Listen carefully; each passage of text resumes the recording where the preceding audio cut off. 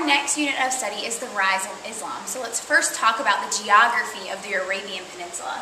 As you see on the map, I have drawn the Arabian Peninsula. This is it right here. You will notice that it is a peninsula because it is surrounded by water on three sides. You have to the east the Persian Gulf, to the west the Red Sea, and to the south the Arabian Sea. And one thing I want you to pay attention to is these two cities here. Mecca, which is very important in the founding of the religion of Islam, and Medina, which we will also talk about. Now, just to let you know how close, here's Egypt, which we have already studied. Jerusalem is up here. Okay? Arabia is in the southwest corner of Asia, which is current-day Saudi Arabia, Yemen, and Oman. The Arabian Peninsula is filled with hot, dry desert land. The earliest Arabs were frequently moved to find water, and we call these people nomadic because they were always on the move to find resources. Eventually, Arab communities began to develop along trade routes. So let's talk about the founding of Islam, a very popular world religion.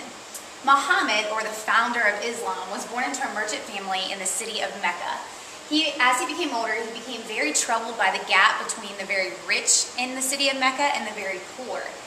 Muhammad believed that the very rich were very greedy, and he thought that that wasn't right. So he would go into the hills outside of Mecca and meditate on this social problem. One day while he was meditating, followers of Islam believed that Muhammad received revelations from Allah. Allah is what they call their God. So these revelations were like a conversation between Muhammad and Allah. In 613 AD, Muhammad began to preach in Mecca. He claimed to be Allah's prophet. Muhammad preached that there was only one God and that the Arabian people should stop worshiping idols or pagan gods and submit or only worship Allah. In 622, Muhammad and some of his followers moved from Mecca to the city of Medina. This journey or move is called the Hijra. Muhammad's followers also are called Muslims. So the followers are Islam, those people are known as as Muslims. Muhammad continued to receive messages from Allah in Medina. His home became the first mosque, which is a place of worship. These messages from Allah to Muhammad were collected to create the Quran.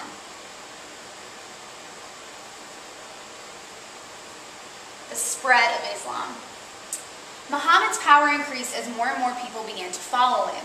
He began to assemble these Muslim communities, and he assembled an army. After many military victories, even more people turned to Muhammad as their leader. Between 622 and 632 AD, and in 632 is the year that Muhammad died, the Islamic religion had spread to over half of the Arabian Peninsula. After Muhammad's death, many of his words and deeds were recorded as a guide to the way Muslims should live their life. This is called the Sunnah. After Muhammad's death, his successors were called caliphs. There was a disagreement on who should be the leader after Muhammad died. This caused a split between two different types of Muslims, the Sunni and the Shiite Muslims. This disagreement actually is still going on to this day between the Shiite and the Sunni Muslims. Between 632 and 653, the Islamic religion had spread to Egypt, Syria, Mesopotamia, and Iran. It had spread west to Libya, north to Turkey and Georgia, and even east to Pakistan. One of the things that's very important to the Islam religion is the 5 pillars of Islam. Islam stresses the need to obey the will of Allah. Muslims believe that the 5 pillars of Islam are mandatory by believers. They believe that these 5 pillars are the foundation of Muslim life. So these are things that they must do as a Muslim, as a follower of Islam. The 5 pillars are, number 1, belief in Allah and Muhammad as his prophet. Number 2, pray 5 times a day. Now usually when they pray 5 times a day, they face their body towards Mecca. 3, giving to the poor and needy. That's either giving money or part of their salary. It could be donating some of their time. Number 4, observance of the holy month of Ramadan, which includes fasting from dusk to dawn. Fasting means not eating or drinking. Number 5, making a pilgrimage to Mecca at least once in their lifetime if he or she is able. So making a journey to Mecca if they are able to. Islam today. There are over 1.6 billion Muslims in the world, including 7 million that live in the United States. Islam is the most prevalent religion in North Africa, the Middle East, and Southwest Asia. Islam is also the state religion of 26 nations in the world.